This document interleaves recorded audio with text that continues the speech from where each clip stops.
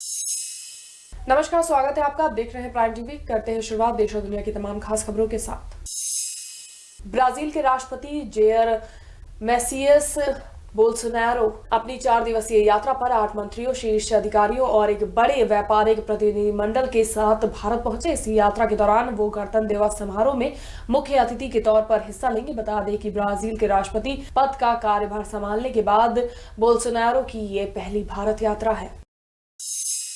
कई वर्षों तक चली लंबी बहस के बाद आखिरकार यूरोपीय संघ से ब्रिटेन के अलग होने वाले ब्रेक्जिट विधेयक को मंजूरी मिल गई है। महारानी एलिजाबेथ द्वितीय ने संसद से पारित किए गए ऐतिहासिक विड्रॉल एग्रीमेंट बिल को कानूनी तौर पर मंजूरी देने की औपचारिकता पूरी कर दी है। महारानी की मंजूरी के साथ ही अब ये तय हो गया है कि यूरोपीय संघ से ब्रिटेन का दशकों पुराना नाता 31 जनवरी को टूट जाएगा।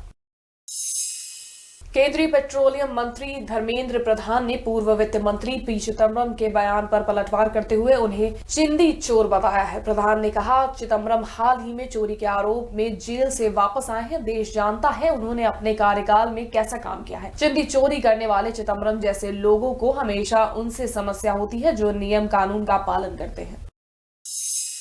दावोस में चल रहे वर्ल्ड इकोनॉमिक फोरम में अमेरिकी अरबपति समाजसेवी जॉर्ज सोरोस ने कहा है कि अब राष्ट्रीयता के मायने ही बदल गए हैं। इस दौरान उन्होंने भारत के प्रधानमंत्री नरेंद्र मोदी को आड़े हाथों लिया। उन्होंने कहा कि भारत में लोकतांत्रिक तरीके से चुने गए प्रधानमंत्री मोदी देश को एक हिंदू राष्ट्र बनाना चाहते हैं। सोरस ने कहा कि मोदी मुस्लिम क्षेत्र कश्मीर में दंडनीय कदम उठा रहे हैं। अनुच्छेद 370 हटाना इसका उदाहरण है। उसी तरह नागरिकता कानून लाने के फैसले से वहां रहने वाले लाखों मुसलमानों की नागरिकता जाने की चिंता पैदा हो गई है।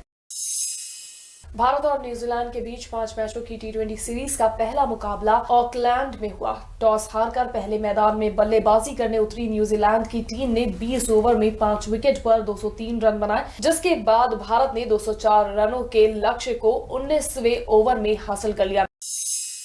भाजपा के राष्ट्रीय महासचिव कैलाश विजयवर्गीय ने दावा किया है कि एक बांग्लादेशी आतंकी ने इंदौर में 1.5 साल तक उनकी रेकी की। करीब से नजर रखने के लिए आतंकी उनके घर पर मजदूरी करने तक पहुंच गया। कैलाश ने CAA के समर्थन में आयोजित रैली में पश्चिम बंगाल में रहने वाले घुसपैठियों के इंदौर में होने से जुड़ा घटनाक्रम बताया। उन्होंने कहा कि मेरे घर पर निर्माण कार्य में लगे मजदूरों की खाने की आदत से उन पर शक हुआ, वो सिर्फ पोहा ही खाते थे।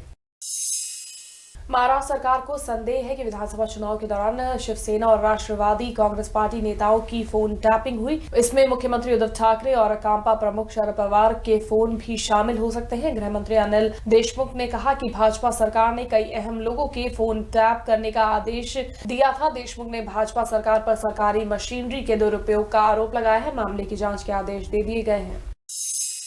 चीन में फैले कोरोना वायरस ने अब भारत में दस्तक दे दी है। मुंबई में कोरोना वायरस के 2 संदिग्ध मामले सामने आए हैं। दोनों संदिग्धों को कस्तूरबा हॉस्पिटल में भर्ती कराया गया। फिलहाल उनका परीक्षण किया जा रहा है। आपको बता दें, कोरोना वायरस से चीन में 26 लोगों की मौत हो गई है, जबकि 830 लोग संक्रमित हैं। वुहान समेत 9 शहरों को बंद कर दिया गया है। वुहान में 700 से अधिक भारतीय स्टूडेंट पढ़ाई करते हैं। 2020 के 71वें गणतंत्र दिवस समारोह में पहली बार कश्मीर और वित्त मंत्रालय की झांकी दिखाई देगी। इस समारोह के लिए परेड की फुल रिहर्सल की गई, जिसमें सुरक्षा बलों के जवानों ने हथियारों के साथ कदम ताल किया। सूत्रों के अनुसार इस बार गणतंत्र दिवस की परेड में धनुष 145 mm-52 कैलिबर होवित्जर तोप, अपाचे एवं चिनूक आकर्षण का मुख्य केंद्र है। इसके अलावा राफेल की झांकी भी देखने को मिलेगी। इसके अलावा एंटी सैटेलाइट वेपन सिस्टम भी पहली बार देशवासियों के सामने होगा। इसे देश के जंगी बेड़े का सबसे बड़ा हथियार बताया जा रहा है।